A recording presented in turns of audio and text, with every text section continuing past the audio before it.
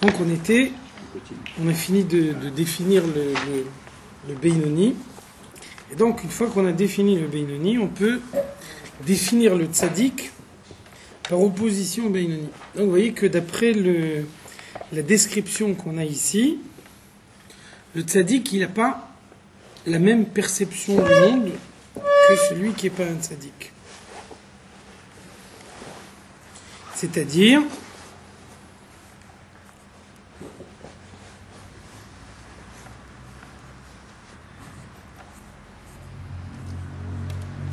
qui aime kol mitzvat she'efshar lo lekayman, chaque fois qu'il a une possibilité d'accomplir une mitzvah, il le fait. Vetalmud Torah keneged kulam. Et en particulier, il accomplit la mitzvah d'étudier la Torah, c'est-à-dire lo pasik pume mi girsa. Sa bouche ne cesse pas d'étudier la Torah. Non seulement il étudie la Torah, mais il consacre chaque instant qu'il peut consacrer à l'étude de la Torah. Il n'y a jamais un moment où il perd son temps. Donc on a vu dans les chapitres précédents, on a cité la Mishnah qui nous dit que le fait de ne pas perdre son temps, c'est une des choses les plus difficiles. Parce que qui c'est qui peut répondre de son temps seconde par seconde? Donc le tzaddik, c'est celui qui sait maîtriser parfaitement son temps. Ensuite, Eno oseshu milchama ima yetzer lenatzro. Il n'a pas besoin de lutter contre son yetzer hara pour le vaincre. Aliade or avaye ameir anapsho elokit shebemoach. Son âme divine éclaire sa personnalité à partir de son cerveau. A shalit alalev. Et ensuite, son cerveau dirige complètement sa personnalité. Il n'a pas de sentiments qui naissent de façon naturelle. Chaque fois qu'il a un sentiment, c'est parce qu'il l'a voulu, c'est parce que son sentiment, c'est le produit de sa réflexion. Mipnei she'en yitzro omed le negdo klal. À aucun moment le yetzer hara ne se dresse contre lui, levatlo mitorato ve'avodato, pour essayer de le troubler dans son étude de la Torah et dans son service de Dieu. Ve'en sarich lilchom imo klal. Il n'a pas du tout besoin de lutter contre le yetzer hara. Kegon, par exemple, shehu matmid belimudo betiv'o mituldato. Tel qu'il est depuis sa naissance, il est attiré par l'étude. Donc il n'a pas besoin de faire un effort, il n'a pas besoin de s'obliger à rester assis avec un livre à la main, parce que pour lui c'est une nature. Il est naturellement attiré par l'étude de la Torah, donc il n'a pas besoin de faire un effort, il n'a pas à se faire violence. Pour lui, c'est une situation naturelle. Aliade tikboret amarashchora, il sait réveiller en lui tout ce qui permet de le calmer. Vechen enlo milchama mitaavot nashim, il n'est pas non plus attiré par les femmes. Mipnei shu metsunan betiv'o, il est froid par nature, il n'a pas d'enthousiasme pour les plaisirs du monde. C'est la même chose pour tous les plaisirs du monde. Ou mechusar hergesh anaa betiv'o. Vous voyez qu'à chaque fois on répète le mot betiv'o. Par sa nature, il est indifférent aux plaisirs du monde. Il n'est pas attiré par les plaisirs de ce monde.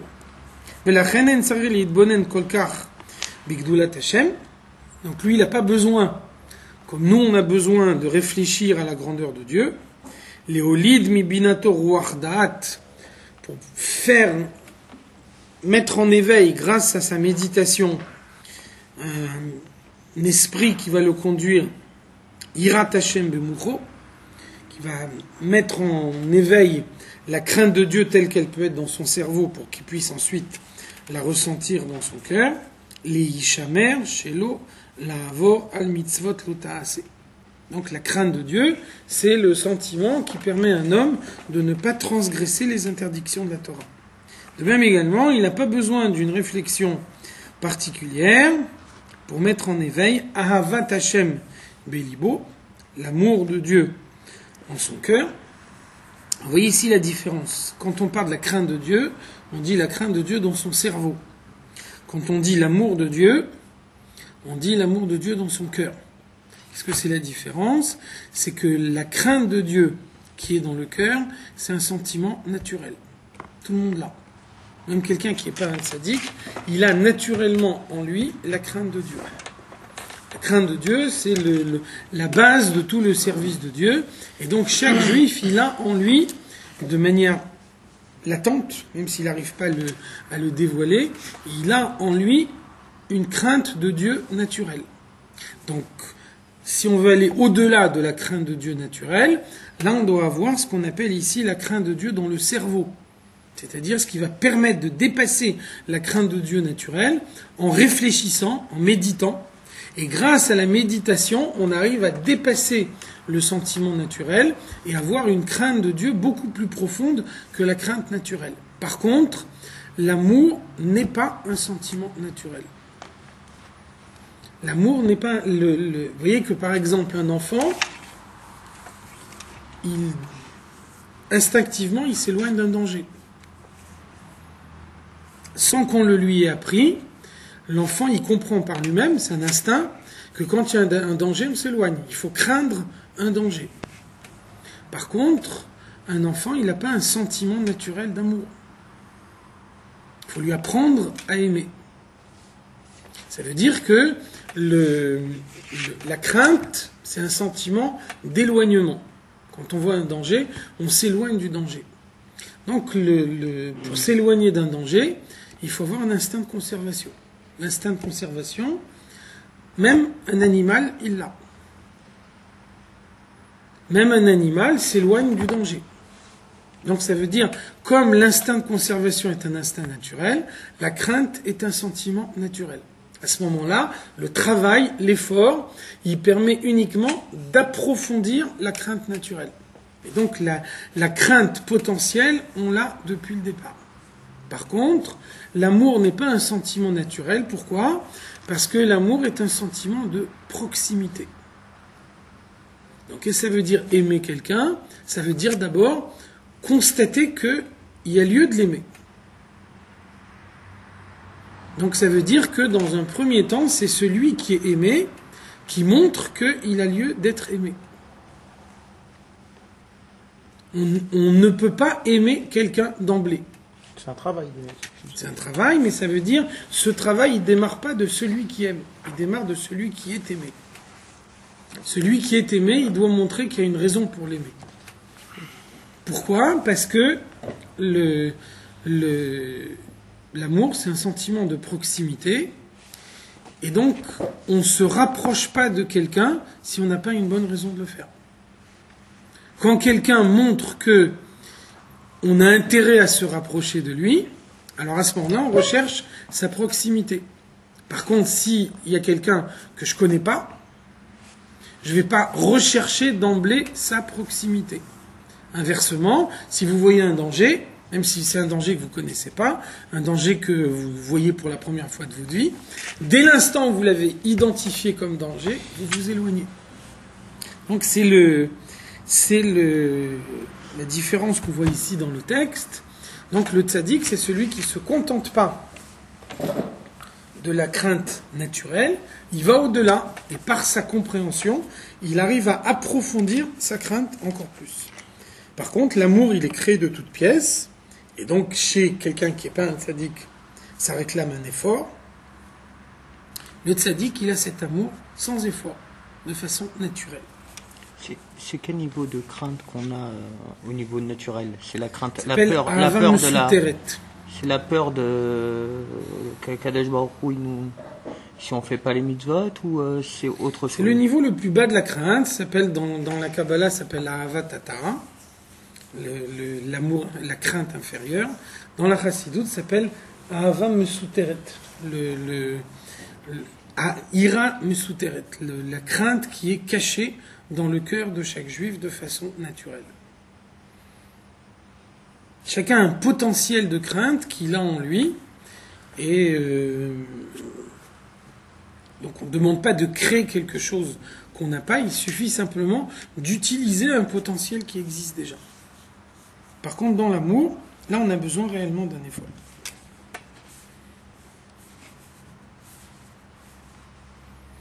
Ve'avat Hashem belibo, donc il arrive à mettre en éveil l'amour de Dieu dans son cœur. Les dov kabo, qui va lui permettre de s'attacher à Dieu. Donc on a vu, l'amour c'est un sentiment de proximité. Donc la proximité, c'est ce qui permet de s'attacher à Dieu. Be kiyum mitzvot, comment est-ce qu'on s'attache à Dieu? En mettant en pratique les mitzvot. Ve'talmud Torah keneged kulam. À commencer par l'étude de la Torah, puisque toutes les mitzvot, elles ont une limite. Si vous avez mis les tefilines aujourd'hui, vous n'avez plus besoin de les remettre jusqu'à demain. Alors que l'étude de la Torah n'a pas de limite. Même si vous avez étudié la Torah ce matin, si vous avez du temps libre cet après-midi, vous êtes obligé d'étudier encore une fois la Torah. Donc, son amour de Dieu va le conduire à étudier la Torah chaque fois qu'il en a la possibilité. Et la dailo be'ava mesuteret asher belev klalut Israël, il peut se suffire de l'amour naturel que chaque juif possède en son cœur. Chez Nikreu Orav Shmo, les juifs sont appelés ceux qui aiment son nom. Ça ne veut pas dire que cet amour n'appelle pas un effort de leur part, mais ça veut dire que Avraham Avinu a donné en héritage à chacun la possibilité d'aimer Dieu. Avraham, il a aimé Dieu lui-même, il a donné la possibilité d'aimer Dieu à chaque juif. Ça demande malgré tout un effort particulier pour rechercher la proximité de Dieu. Velachen enonikra oved klal. Donc qu'est-ce que ça veut dire? Très fort, la conclusion de toute l'analyse, c'est que finalement le tzaddik, qui a un comportement parfait, qui fait la volonté de Dieu seconde par seconde, finalement il n'a pas servi Dieu. Le service de Dieu, il est lié à l'effort. Et donc à partir du moment où c'est un état naturel, à partir du moment où ça ne requiert aucun effort de sa part, donc ça ne s'appelle pas un service de Dieu. Mais il fait un effort, le tzaddik, comme on a dit. Mais voir, hein. Non, mais de rester sur terre, tout ça, là. Alors ça veut dire que l'effort, il n'est pas... Chez lui, l'effort, il n'est pas dans le domaine du service naturel. de Dieu. L'effort n'est pas dans la pratique des mitzvot, parce qu'il n'a pas de yetzer hara, il n'aura jamais l'idée de ne pas faire une mitzvah. Donc c'est pas à ce niveau-là que lui, il aura un effort à faire.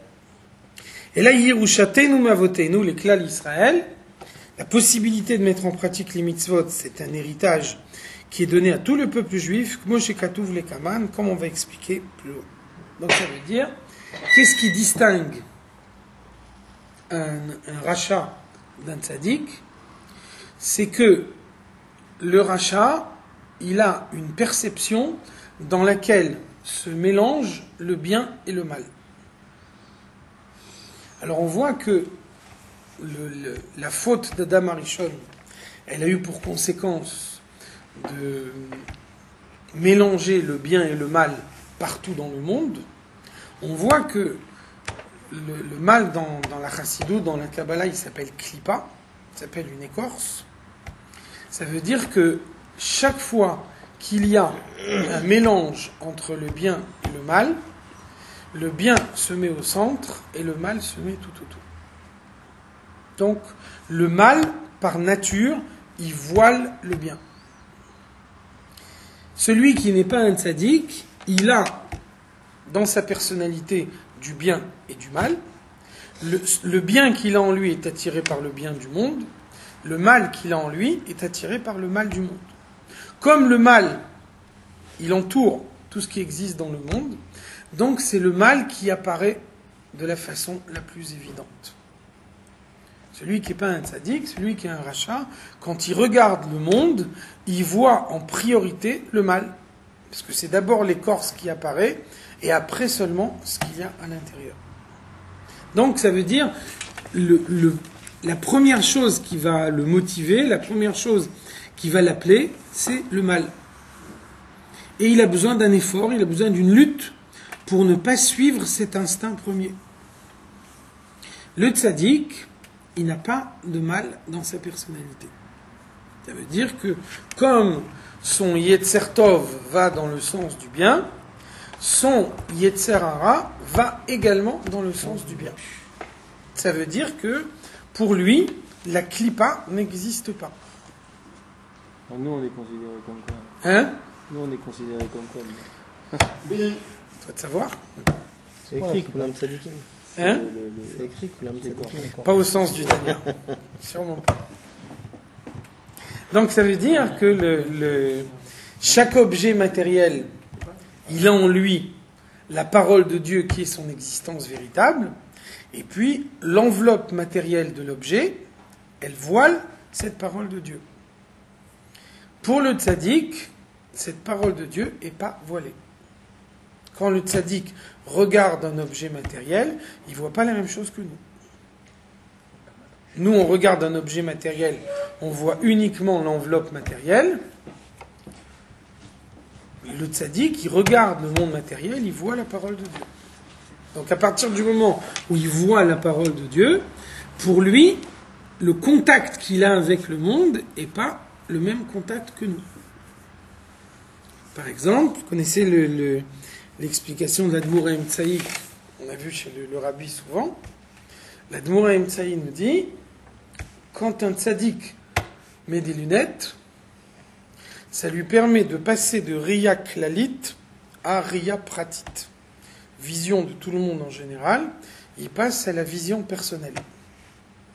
C'est-à-dire qu'il regarde le monde en général et il voit la parole de Dieu telle qu'elle se trouve dans le monde entier.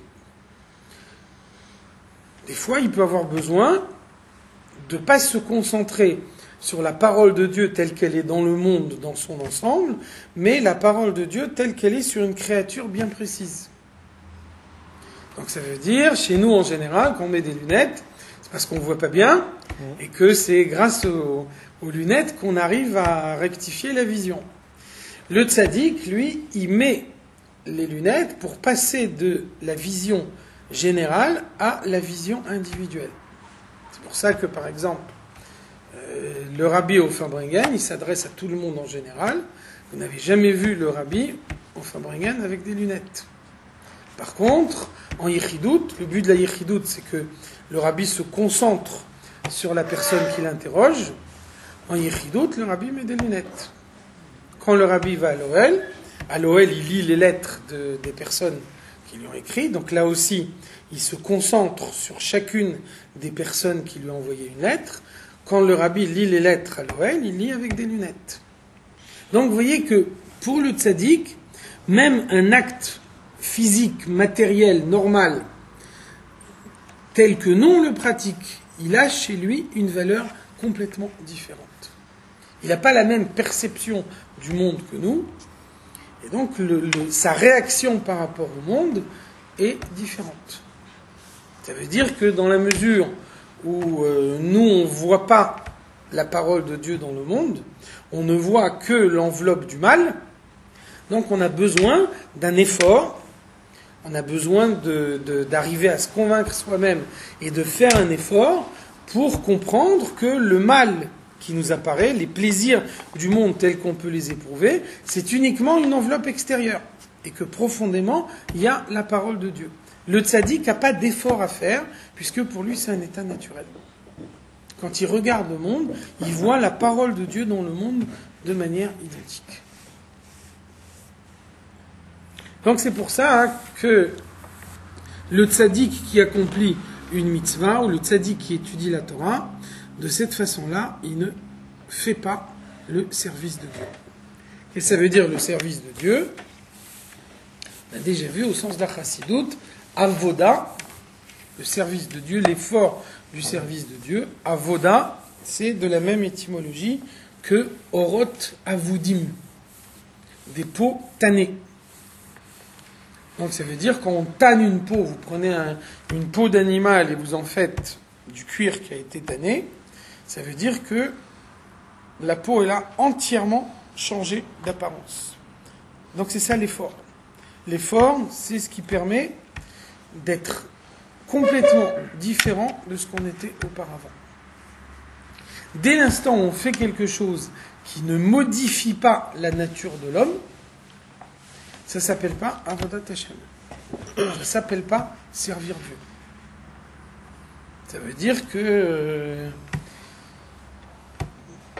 quelqu'un qui donne beaucoup de tzedaka parce qu'il a une nature généreuse, il a la mitzvah de tzedaka, mais il n'a pas l'effort du service de Dieu.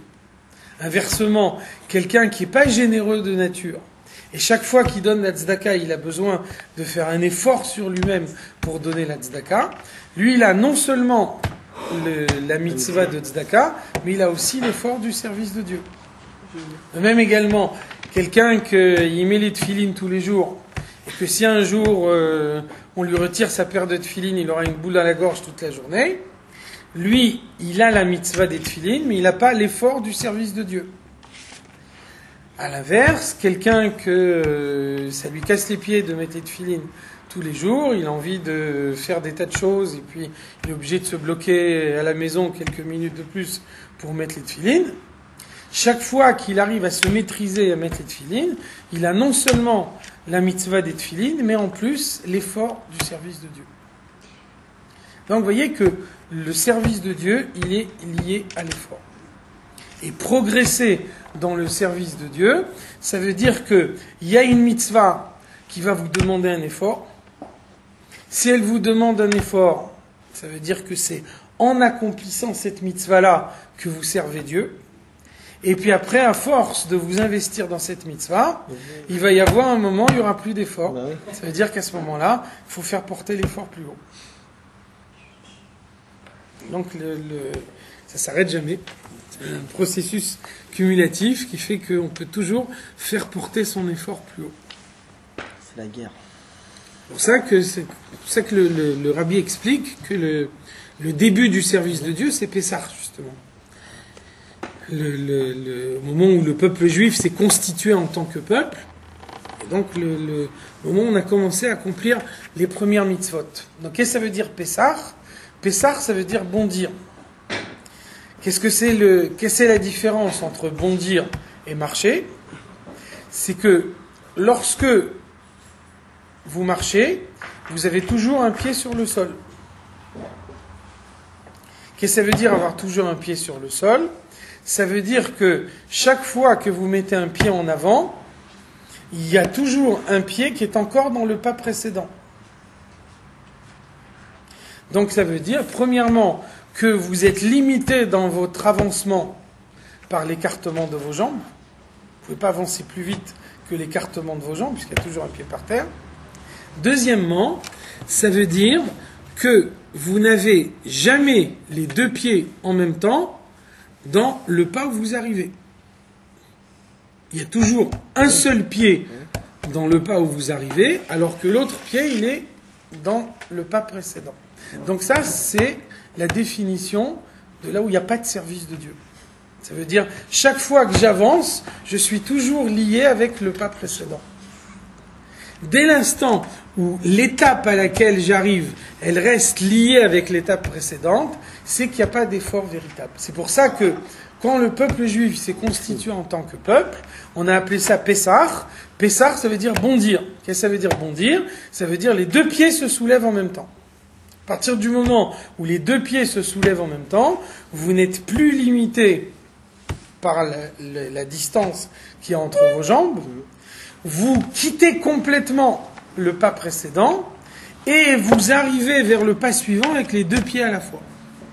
Là, il y a un effort véritable. Là, il y a un effort véritable parce qu'au moment où vous arrivez dans la situation nouvelle, vous avez complètement quitté la situation précédente. Donc c'est ça, Pessah. Au moment même où les Juifs se sont constitués en tant que peuple, le message qu'on leur a donné, c'est que l'avancement véritable, c'est ce qui permet de gommer entièrement l'étape précédente. Dès l'instant où on conserve l'étape précédente dans son esprit, ça veut dire qu'on n'avance pas réellement. Donc vous voyez que l'effort du rachat, l'effort de la grosse majorité du peuple juif, c'est de ne pas être victime de l'enveloppe matérielle, qui est la première que je vois, la première que j'ai sous les yeux. Donc il ne faut pas être victime des apparences, il faut au contraire aller vers la parole de Dieu qui est cachée à l'intérieur de l'objet matériel. Donc c'est pas toujours évident. On a besoin d'un effort. L'effort du tzaddik, c'est quoi? L'effort du tzaddik, il a la parole de Dieu évidente devant lui. Donc pour lui, il n'y a pas de mal. Il n'a pas la perception du mal. Il n'a pas la perception de la clipa. Il n'a pas la perception de l'enveloppe qui entoure l'objet matériel. Alors c'est quoi l'effort du tzaddik? L'effort du tzaddik, c'est exactement l'inverse de l'effort du rachat. Ça veut dire que le tzaddik, quand il voit la parole de Dieu, il comprend que la parole de Dieu, elle est enfermée dans la matière du monde. Il comprend que la matière du monde, c'est une limite pour Dieu. Et il a envie de sortir des limites du monde. Et à ce moment-là, son effort pour lui, c'est de se maintenir dans les limites du monde. C'est-à-dire exactement l'inverse de nous. C'est pour ça qu'on a vu avant qu'il y a beaucoup de tzadikim qui ont étudié des sciences profanes. Le Rambam, le Ramban, ils étaient médecins, on a dit.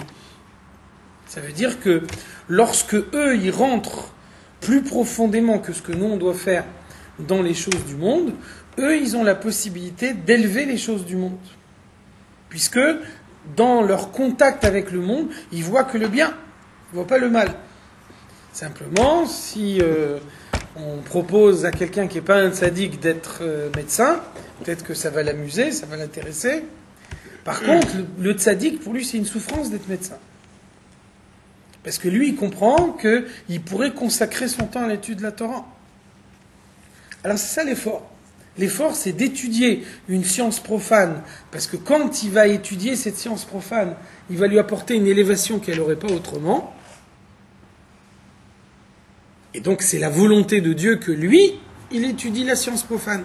C'est évident que quelqu'un qui n'est pas un tzaddik, il étudie une science profane dans laquelle il y a le bien et le mal qui sont mélangés, il risque de recevoir le mal en lui. Donc qui sait qui peut apporter l'élévation à cette science profane? C'est le tzaddik, qui n'a pas la perception du mal, et que quand il étudie la science profane, lui, il ne voit que le bien qui est en elle. Et il apporte une élévation au bien que cette science profane, elle a en elle. Donc ça veut dire que le tzaddik, pour lui, c'est un grand exil d'étudier une science profane. En même temps, il comprend qu'il n'y a que lui qui peut lui apporter une élévation. Alors ça, c'est son effort. C'est ça son effort. Ça veut dire que peut-être que pour nous, étudier une science profane, on ne le considère pas comme un grand effort. Le tzaddik, pour lui, c'est un effort véritable. Parce que lui, il se dit que pendant ce temps-là, il aurait pu étudier la Torah. Donc quand il le fait réellement, lui, il sert Dieu. Donc vous voyez que le service de Dieu du tzaddik et le service de Dieu du rachat, ils sont exactement en sens opposé. Exactement à l'antipode l'un de l'autre. Autre point qu'on a vu ici, vous voyez qu'on a cité plusieurs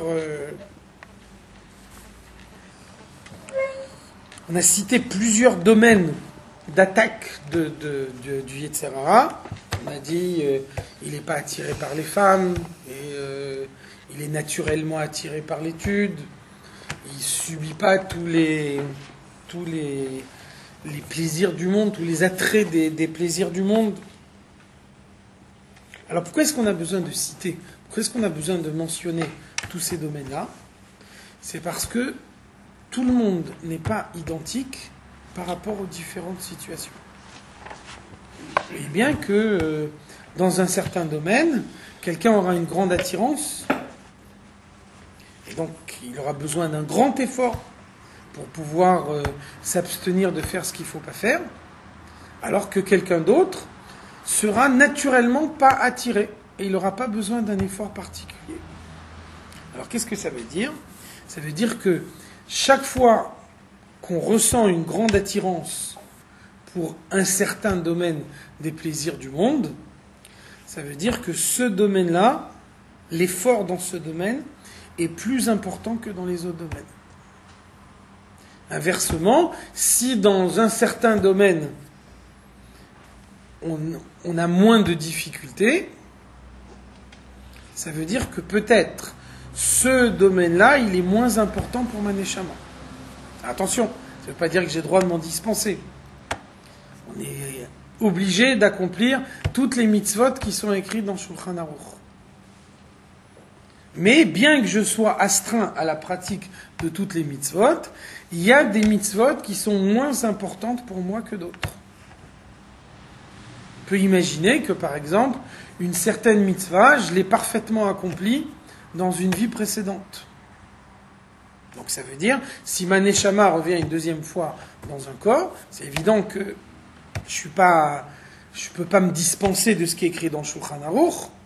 Donc même si cette mitzvah, je l'ai parfaitement accomplie dans la vie précédente, je dois quand même l'accomplir dans la vie actuelle.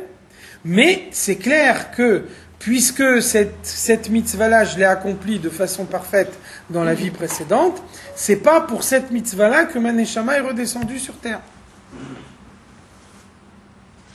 Donc ça veut dire que mon Yetzer Hara, il va m'attaquer beaucoup moins dans ce domaine-là. Parce que il sait que pour moi, ce domaine-là est moins important que les autres. Ou même plus encore, peut-être mon Yetzer Hara va me dire, dans tel domaine, tu as du mal, alors laisse tomber, mais de toute façon, tu te rattrapes, puisque tu vois bien que dans tel domaine, tu te débrouilles bien. Alors qu'en réalité, ce qui va mettre en avant, le domaine dans lequel je me débrouille bien, c'est celui qui est le moins payant pour moi. C'est celui qui implique pas réellement un effort de ma part. Puisque je ne suis pas attiré vers cette forme de mal. Donc vous voyez que le Yetzer Hara, il peut prendre en otage un domaine où l'effort est important, en mettant en avant un domaine dans lequel l'effort est moins important. Ça veut dire que le meilleur indicateur de ce qui est le plus important pour vous, c'est votre Yetzer Hara. Plus le Yetzer Hara il attaque, et plus vous pouvez être sûr que c'est important. C'est comme ça qu'on peut déterminer avec le plus d'exactitude quelles sont les mitzvot qui sont les plus importantes.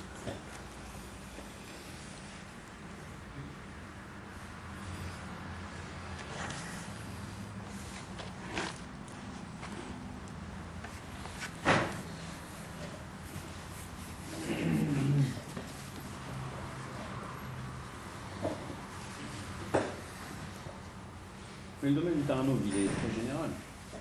Quand le Taranoug est plaisir, c'est très difficile de faire d'être milbonen là-dessus. C'est-à-dire on est attiré, quelqu'un qui est attiré par le matérialisme, il va être attiré partout. D'acheter une super voiture, d'avoir un dernier portable, d'avoir un super repas au restaurant, de faire une sortie, d'avoir des plus belles vacances, bref. Très général. Il y a plusieurs chapitres là-dessus, plusieurs chapitres du contrat Soumayan qui sont consacrés à ça. Dans le contrat Soumayan, il y a le Rabbi Rachab, il fait une analyse très précise avec une hiérarchie des plaisirs. Le plaisir physique, les plaisirs matériels, le plaisir d'une musique, le plaisir intellectuel, le plaisir sentimental, toute une hiérarchie. Dans le contrat Soumayan, c'est indiqué très précisément. Donc c'est évident, plus le plaisir il est matérialisé, plus il est bas. Et c'est quoi le moment le plus choisi? C'est la tefila pour réfléchir ce vers quoi on a une tentation, ou c'est Stam qui dit ah j'aime ça alors Mistama que. Est-ce qu'il y a le Zman particulier sur qu'on avait fait un mamar sur Avdat Tefila? Alors l'avantage de la tefila, de réfléchir sur quoi on est attiré. Voilà. Donc l'avantage de la tefila, c'est que la tefila c'est un moment aseptisé. C'est ce qui fait tout l'intérêt de la tefila. C'est que au moment de la tefila, le Yetzer Hara il attaque moins fort qu'à d'autres moments. Et on a conscience d'être dans un endroit kadosh, de porter un talit, des tefilines, etc. Donc au moment de la tefila, c'est plus facile de prendre conscience qu'à d'autres moments. Donc ça veut dire la difficulté de la tefila, c'est de faire en sorte que la prise de conscience de la tefila, elle reste également après la tfila. Est-ce qu'on a vu le rabbi dit le rabbi compare la tfila par rapport au reste de la journée à Kriyat Yam Souf. Kriyat Yam Souf, ça veut dire que je traverse à pied sec. Dès l'instant où je traverse à pied sec, la mer, elle se referme de nouveau. Donc ça veut dire, le moment de la tfila, c'est le moment où je traverse à pied sec. Si j'ai la force, Kriyat Yam Souf, elle continue pendant le reste de la journée. Si ma tfila, elle m'a marqué profondément, alors à ce moment-là, les forces que j'ai prises pendant la tfila, elles restent pendant le reste de la journée. C'est-à-dire, je maintiens Kriyat Yam Souf tout au long de la journée. Si les forces de la tfila n'ont pas été suffisantes, à ce moment-là, dès la fin de la tfila, la mer revient à sa place. Quand la mer revient à sa place, la caractéristique de la mer, c'est de cacher ce qui est à l'intérieur. À ce moment-là, le fait que j'ai pris conscience pendant la tfila, ça n'aura pas nécessairement de conséquences après la tfila. Ça dépend de l'intensité de la prise de conscience.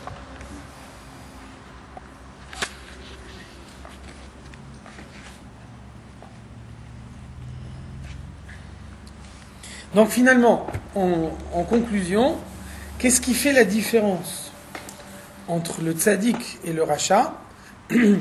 C'est que le tzaddik, il a une perception naturelle du bien.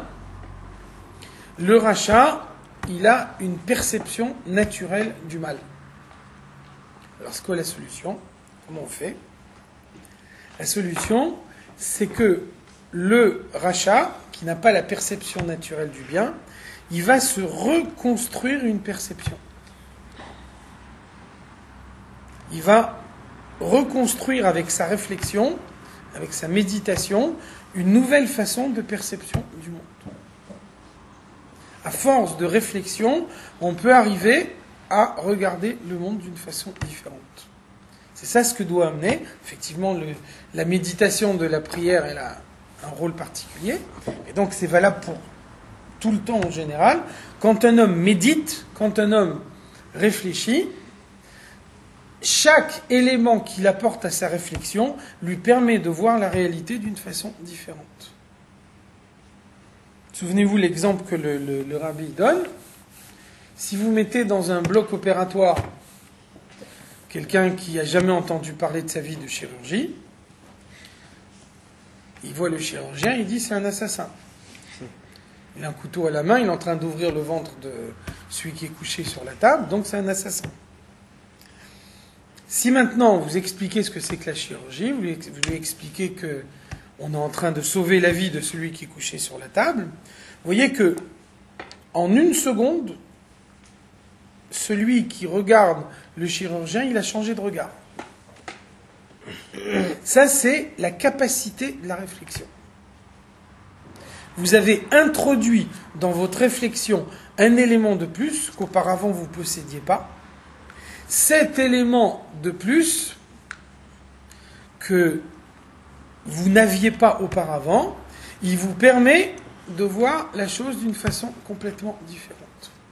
Un autre exemple que le rabbi donne, vous voyez quelqu'un sortir de chez un médecin en boitant. Première réaction, voilà un mauvais médecin. Je ne le conseillerais à personne. Le rabbi dit, imaginez-vous que ce bonhomme-là, il est rentré chez le médecin en chaise roulante. Et que maintenant, il ressort avec une canne, ça veut dire qu'il arrive à marcher, pour lui, c'est un progrès fulgurant par rapport à ce qu'il était auparavant lorsqu'il était sur une chaise roulante. Donc, vous voyez qu'il y a un élément qui vous manque, et donc, parce que l'élément, il vous manque, vous voyez la réalité d'une certaine façon, à partir du moment où on vous ajoute un élément de plus, tout d'un coup, votre vision, elle est complètement différente. Alors, pourquoi c'est comme ça ? C'est parce que la nature humaine fait que on refuse l'idée de « je comprends pas ». Un homme, il est fait de telle façon qu'il ne peut pas supporter l'idée de ne pas comprendre. Donc comme on ne supporte pas l'idée de ne pas comprendre, quand il y a un détail qui nous échappe, on l'invente. Quand on l'invente, on a une chance sur 2, ou une chance sur 10, ou une chance sur 20 de tomber juste. On peut tomber complètement à côté. Donc vous voyez qu'il n'y a pas de réalité objective, que la réalité, c'est toujours une réalité que vous fabriquez, parce que vous vous mettez une idée dans la tête, ou bien en fonction d'une information que vous avez eue auparavant, ou bien en fonction de quelque chose que vous avez inventé, parce que c'est une information que vous n'êtes pas arrivé à voir. Et donc, vous voyez toujours la réalité à travers un écran que vous vous êtes fabriqué vous-même.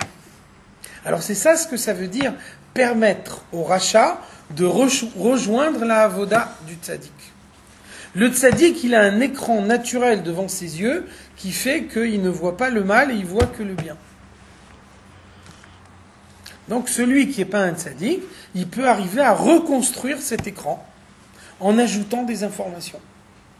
Tout ce que j'ai pas de manière naturelle, parce que moi j'ai une perception du mal, et donc quand moi je regarde des choses, je vois le mal, donc le bien je vais aller le chercher dans la Torah. Et au lieu de regarder uniquement d'après mes yeux, je regarde la réalité telle que la Torah, elle m'indique cette réalité. Et donc de cette façon-là, on peut imaginer que le rachat, il devienne un Beinoni. Il regarde le monde avec les yeux de la Torah et non pas avec ses yeux à lui. C'est pour ça que, par exemple, c'est un commentaire de Rashi que le rabbi cite souvent. C'est écrit dans la Torah, Lo tasur minadava asher yagidu lecha yamin usmol. Tu n'as pas le droit de t'écarter de ce que te disent les chachamim, ni à droite, ni à gauche. Comment Rashi explique ce verset? Rashi nous dit, Afilu yomru lecha al yamin shehu smol, ve al smol shehu yamin. Il faut croire les chachamim, même lorsqu'ils te disent, la droite est à gauche, et la gauche est à droite. Vous voyez que c'est difficile de comprendre ce qu'il veut dire Rashi. Si par exemple, moi, j'essaye d'analyser, et je me dis, cette chose-là est à gauche. Et à ce moment-là, on me dit, non, c'est pas à gauche, c'est à droite. Donc ça veut dire, je me suis trompé, il ne faut pas dire que c'est la gauche, il faut dire que c'est la droite. Ça, c'est une chose. C'est pas ça ce que dit Rashi. Rashi nous dit, la gauche est à droite, et la droite est à gauche. Qu'est-ce que ça veut dire? Ça veut dire, il y a une différence entre ma perception naturelle des choses et la perception que me donne la Torah. Dans la perception naturelle des choses, je vois la gauche à gauche et la droite à droite. Dans la perception de la Torah, je vois la gauche à droite et la droite à gauche. Et je n'ai pas de conflit entre les deux perceptions, parce que je sais que entre ma perception naturelle et la perception que la Torah me demande, c'est la perception de la Torah qui est la plus fiable. Donc le fait de voir la gauche à gauche et la droite à droite, ça ne me dérange pas si les chachamim me demandent de voir la gauche à droite et la droite à gauche. C'est ce que ça veut dire, reconstruire une perception qui permet de dépasser la perception naturelle pour voir le monde, non pas tel que le monde il m'apparaît en perception immédiate, mais tel que la Torah me demande de le voir. C'est pour ça que, par exemple, dans la Chassidoute, on nous dit que le plus haut niveau de compréhension intellectuelle, ça s'appelle Da'at, et la définition qu'on donne de Da'at, c'est Riyat Eine Aseichel, la vision par les yeux de l'intellect. Qu'est-ce que ça veut dire? Ça veut dire que c'est écrit dans la Gemara, Lo te shmiya gdola miriya. On ne peut pas comparer l'audition à la vision.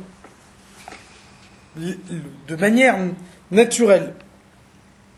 L'audition ne peut pas donner à un homme un degré de certitude identique à celui de la vision. La compréhension intellectuelle, c'est aussi une forme d'audition. J'entends ce que mon intellect me dit. J'entends une idée que je reçois de quelqu'un. C'est différent de quelque chose que je vois avec mes yeux. Ça veut dire que, par exemple, vous étudiez un passage de la Torah et vous le comprenez d'une certaine façon, et puis ensuite, 25 personnes viennent vous voir en disant que tu t'es trompé, tu as fait un faux pshat. C'est pas comme ça qu'il faut comprendre ce texte. Vous voyez qu'au bout de la 25e personne, vous n'êtes plus aussi sûr de vous. Peut-être que je me suis trompé. Alors qu'en réalité, aucun d'eux ne vous a expliqué pourquoi vous vous êtes trompé. Vous ne voyez toujours pas la faille de votre raisonnement. Bien que vous ne voyez pas la faille de votre raisonnement, il vous semble qu'on ne peut pas remettre en cause. Et tous ceux qui vous disent « tu t'es trompé », ils ne vous expliquent pas pourquoi vous vous êtes trompé. Néanmoins, quand 25 personnes vous disent « tu t'es trompé », ce que tu dis c'est faux, au bout d'un certain moment, vous êtes ébranlé dans vos convictions. C'est pas possible que tous les autres, ils se sont trompés, et il n'y a que moi qui ne me suis pas trompé. Donc ça veut dire, la perception intellectuelle, au même titre que la perception auditive, elle ne peut pas donner à un homme une certitude totale. Inversement, vous voyez quelque chose de vos yeux, même si 10 000 personnes viennent vous dire « c'est pas vrai, t'as pas vu ça », votre conviction n'est pas entamée. Je sais ce que j'ai vu de mes yeux, je suis certain d'avoir vu ça de mes yeux, donc même si 10 000 personnes me disent « c'est pas vrai, tu n'as pas vu ça », ma conviction est toujours identique. Donc ça, c'est le niveau de Da'at. C'est pour ça qu'on dit que la compréhension s'arrête à Bina. Ça veut dire que arriver à une compréhension du niveau de Da'at, c'est pas donné à tout le monde. Et la compréhension du niveau de Bina, elle s'appelle d'ores et déjà une compréhension. La compréhension du niveau de Da'at, ça veut dire ce que je comprends intellectuellement me donne la même conviction que quelque chose que je vois de mes yeux. Donc là, on découvre quelque chose. Il n'y a pas que les yeux qu'on a dans le visage. Il y a aussi les yeux de l'intellect.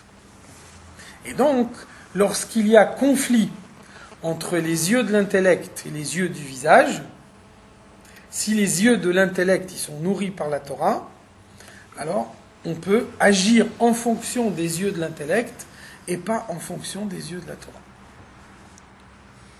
Et à ce moment-là, on peut avoir la perception uniquement du bien.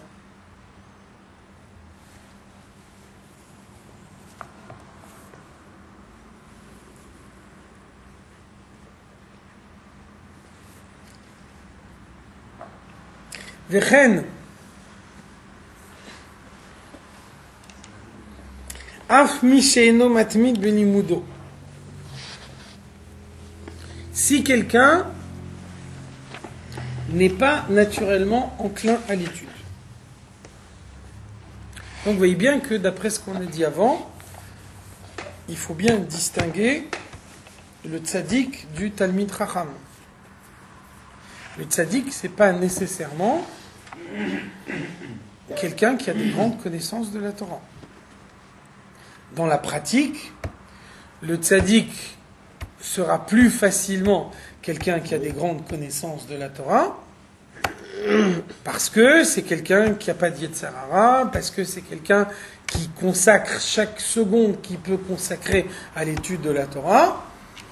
Donc ça veut dire qu'effectivement, a priori, il y a plus de chances qu'il soit quelqu'un qui a des connaissances de la Torah que le contraire. Dans l'absolu, il n'y a pas d'impossibilité qu'un tzaddik soit un amaharetz.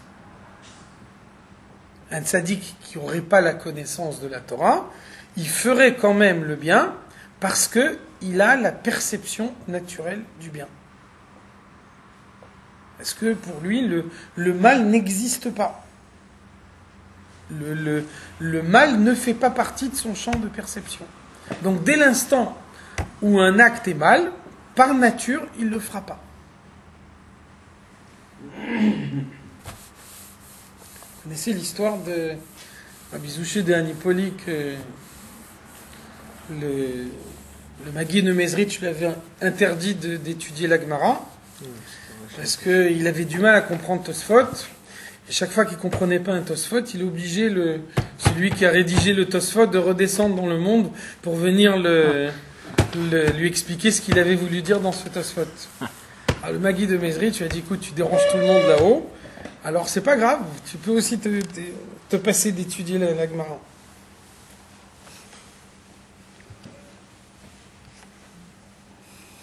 Une histoire aussi, on dit une fois quelqu'un est venu lui demander une halakha. Et ensuite, on a raconté au Gaon de Vilna de quelle manière il avait été possèque la halakha. Et le Gaon de Vilna a dit, ça m'étonne, parce que cette halakha, elle est dans les Yerushalmi. J'ai jamais entendu que les Chassidim, ils ouvrent les Yerushalmi. Après, on a demandé à Rabbi Zouché d'Anipoli, on lui dit vraiment, tu as étudié les Yerushalmi? J'ai jamais ouvert un Yerushalmi de ma vie. J'ai dit, comment tu as été possèque la halakha? J'ai regardé dans le ciel, j'ai vu comment c'était écrit là-haut. Donc ça veut dire, il faut distinguer l'étude de la Torah et le tzaddik. Le tzaddik, il a une perception naturelle du mal, donc il sait naturellement où se trouve le bien, il n'a pas besoin d'effort. Donc, deuxième point maintenant, Mishéno matmid belimudo. Quelqu'un qui n'est pas naturellement enclin à l'étude. Betivo, par nature. Rak shehirgil atzmo lilmod beatmada gdola. Et donc, l'effort qui a été soutenu à un certain moment fait que maintenant ça devient pour lui un comportement naturel. Ça veut dire qu'une situation peut évoluer. Il y a un potentiel de départ. À partir de ce potentiel de départ, chacun peut évoluer.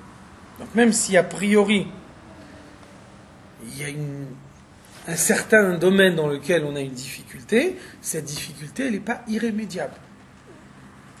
Naase ergel lo teva sheni. À ce moment-là, l'habitude devient une deuxième nature. Qu'est-ce que ça veut dire que l'habitude devient une deuxième nature? Ça veut dire que dès l'instant où l'habitude est devenue une nature, ça ne s'appelle plus un effort. Et c'est le moment de passer à la vitesse suivante.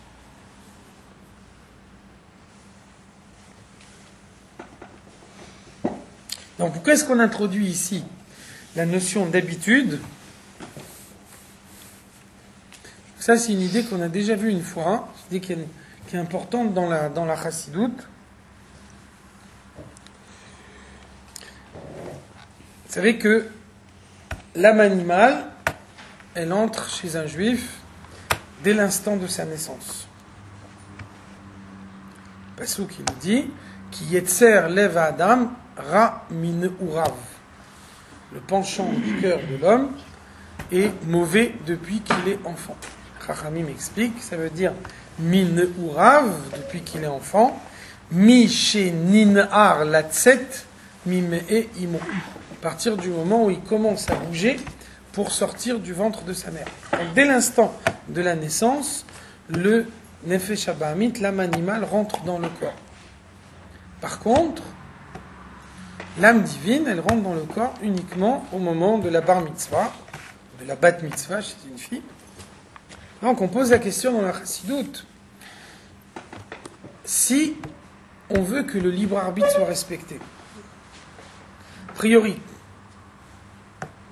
le libre arbitre, c'est présenter en même temps deux voies à quelqu'un et le laisser choisir. Ça veut dire, on peut penser, pour qu'il y ait vraiment un libre arbitre, pour qu'il y ait vraiment un libre choix, il faut qu'il y ait réellement deux voies qui se présentent devant l'homme au même moment. Et à ce moment-là, il va opter pour la première ou pour la deuxième. Donc, pourquoi est-ce qu'on ne fait pas que, pour le libre arbitre, l'âme animale et l'âme divine rentrent en l'homme en même temps, le jour de la bar mitzvah?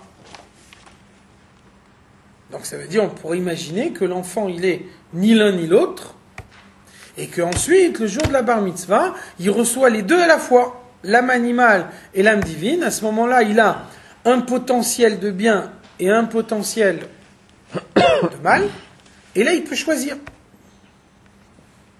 La réponse, c'est que si le bien et le mal, ils entraient dans l'enfant en même temps, le bien balayerait immédiatement le mal. Le bien et le mal, ils n'ont pas la même pondération. Le bien, il est beaucoup plus puissant que le mal. Donc si le bien et le mal, en quantité identique, se présentent à un homme simultanément, à ce moment-là, automatiquement, le bien, il balaye le mal. Alors qu'est-ce qui fait que le libre arbitre, il est possible? C'est que lorsque l'âme animale, elle est toute seule dans le corps, donc pendant 13 ans, elle installe une habitude. Et c'est l'habitude qu'il y a pendant les 13 premières années qui a la force de se dresser contre le bien pour faire que là, la pondération, elle est équivalente. S'il y avait uniquement le bien et le mal, même à part égale, le bien balaye le mal. Par contre, le bien tout seul d'un côté, le mal plus l'habitude de l'autre côté, là, il y a équivalence. Et là, le libre arbitre est respecté. Donc, qu'est-ce que ça veut dire? Ça veut dire qu'un homme, il a une tendance naturelle à avoir des habitudes du mal. Le but du service de Dieu, c'est de transformer les habitudes de mal en habitudes de bien. Et donc, le progrès du service de Dieu, c'est que ce qui est devenu une habitude de bien, c'est définitivement acquis, et à partir de ce moment-là, on peut monter à l'étape suivante. C'est ça, servir Dieu.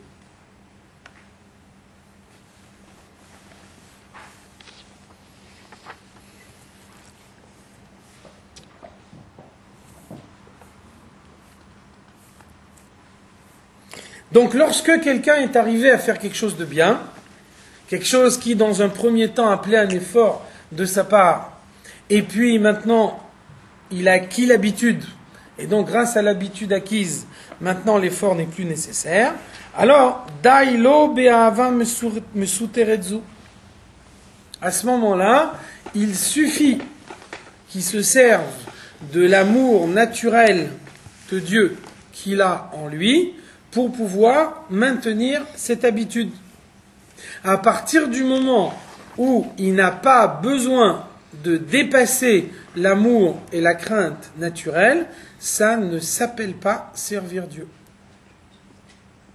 Il se maintient dans son habitude, il s'agit d'une habitude positive.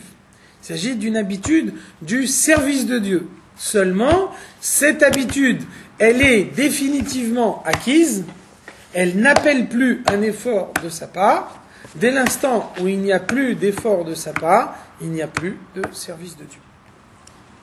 Et la imken, rotse lilmod yoter miregiluto. Sauf s'il veut dépasser son habitude.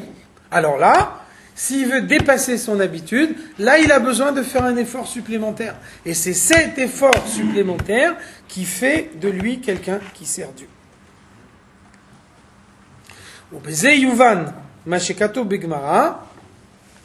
Ceci nous permet de comprendre ce qui est écrit dans la Gemara. De Oved Elokim, Rainu mi sheshone pirko mea peamim, ve'echad. Celui qui sert Dieu, c'est celui qui révise 101 fois son étude. Ve'lo avado, et celui qui ne sert pas Dieu. Rainu mi sheshone pirko mea peamim. Levad. Celui qui ne sert pas Dieu, c'est celui qui révise son étude seulement 100 fois. Alors, qu'est-ce que ça veut dire? Ça veut dire que, dans un premier temps, toute la loi orale, on n'avait pas le droit de l'écrire.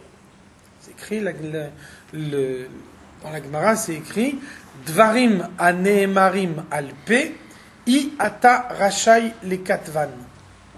Tout ce que Dieu t'a donné oralement, tu n'as pas le droit de l'écrire. Et c'est seulement lorsque les Juifs ont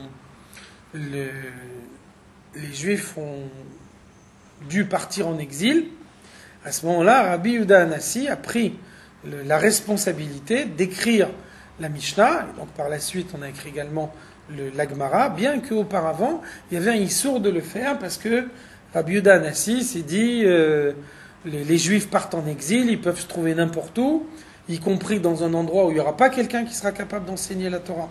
Donc il faut que dans un endroit où il n'y a pas quelqu'un qui est capable d'enseigner la Torah, on puisse au moins avoir des livres. Donc Rabbi Yehuda Hanassi, il s'est basé sur un passouk de Tehilim, c'est écrit dans Tehilim, le Et la'asot l'Hashem et feru Toratecha. Et la'asot l'Hashem, quand c'est un moment d'agir pour Dieu, et feru Toratecha, on voit qu'ils ont détruit ta Torah. Donc lui, il a commenté ce passouk et il a dit et feru Toratecha mishum et la'asot l'Hashem. Il est permis de détruire la Torah quand on voit que c'est un moment d'agir pour Dieu. Donc ça veut dire, il y a une urgence, il y a un problème qu'il faut traiter en urgence, c'est que les Juifs partent en exil, il faut donner les moyens que la Torah se maintienne.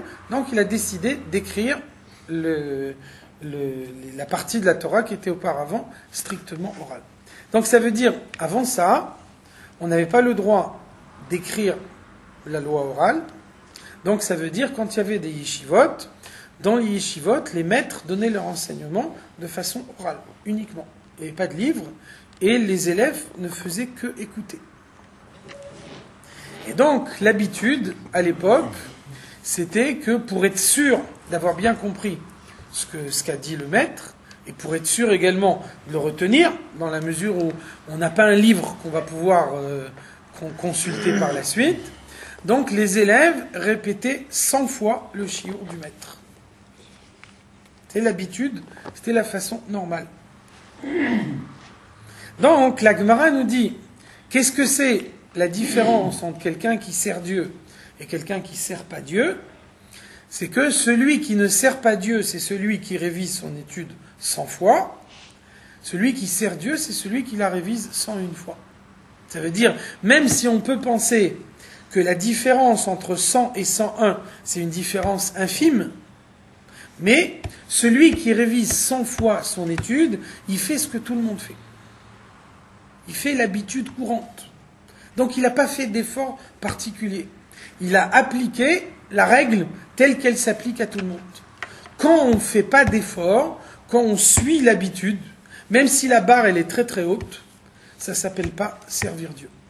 Inversement, celui qu'à un moment où tout le monde a l'habitude de réviser son étude 100 fois, lui, il décide de la réviser 101 fois, même si cette 101e fois, à elle seule, elle n'est pas grand-chose par rapport aux 100 fois précédentes, mais avec cette 101e fois, il s'est sorti de l'habitude.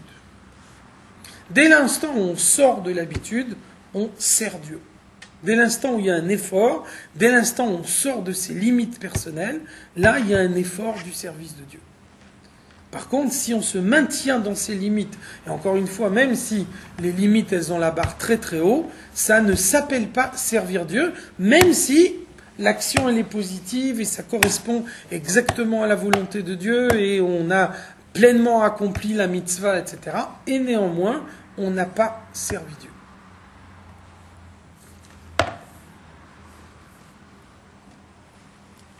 Vehainu, mishum shibimehem aya regilut leshanot kol perek mea peamim. À l'époque, l'habitude était de réviser son étude 100 fois. Kedeit hasham begmara. Et la Gemara là-bas nous cite un autre exemple. Mashal mishuk shel chamarim. Lorsqu'on va dans le marché des âniers, donc on a besoin d'un âne pour transporter de la marchandise, alors on voit que Niskarim, les Esser Parsé Bezouza, si on veut louer un âne, alors on doit le payer un zouz pour parcourir 10 parsa, ou la Chadassa parsé, betre zouzé. Inversement, si on veut le louer pour 11 parsa, là il faut 2 zouz. C'est-à-dire que la 11e parsa, à elle toute seule, elle coûte autant que les 10 premières parsaot. Pourquoi? Mipne shehu yoter mirigilutam. Parce qu'on leur demande de dépasser leur habitude. Ça veut dire que le parcours normal d'un âne, chaque jour, c'est 10 parsa. Un âne, il est habitué à marcher 10 parsa chaque jour. Donc ça veut dire, quand on loue l'âne pour lui demander de parcourir une distance qui est inférieure ou égale à 10 parsa, on ne demande pas à cet âne un effort particulier. Donc si on ne lui demande pas un effort particulier, un seul zouz, ça suffit. Par contre, si on demande à cet âne de parcourir 11 parsa, à ce moment-là, la 11e parsa, c'est pas beaucoup par rapport aux 10 parsaot précédents, c'est seulement un dixième.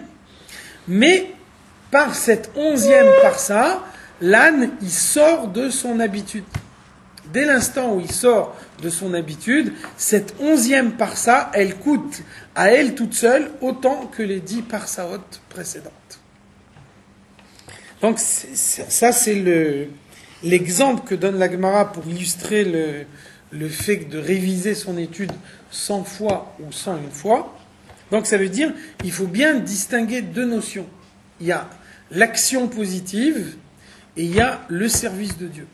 C'est deux choses différentes. On a tendance à croire que dès l'instant où on fait une mitzvah, on sert Dieu. En fait, c'est deux choses différentes. Il y a faire une mitzvah, il y a accomplir la volonté de Dieu, et ensuite il y a servir Dieu. Servir Dieu, ça veut dire faire un effort qui sort de son habitude. Donc on peut imaginer qu'un acte il soit parfaitement positif, qu'il soit complètement une mitzvah, que d'après le Shulchan Aruch, on a accompli la mitzvah de la meilleure façon possible, et malgré tout, cette mitzvah, elle ne s'appelle pas un acte du service de Dieu.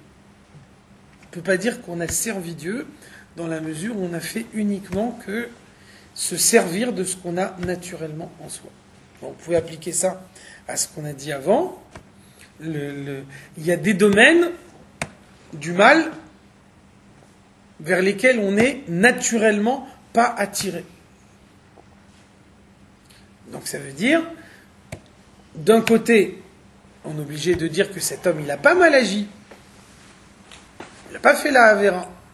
D'un autre côté, le fait qu'il n'a pas fait cette Avera n'est pas considéré pour lui comme un effort du service de Dieu. Il n'a pas eu à se forcer.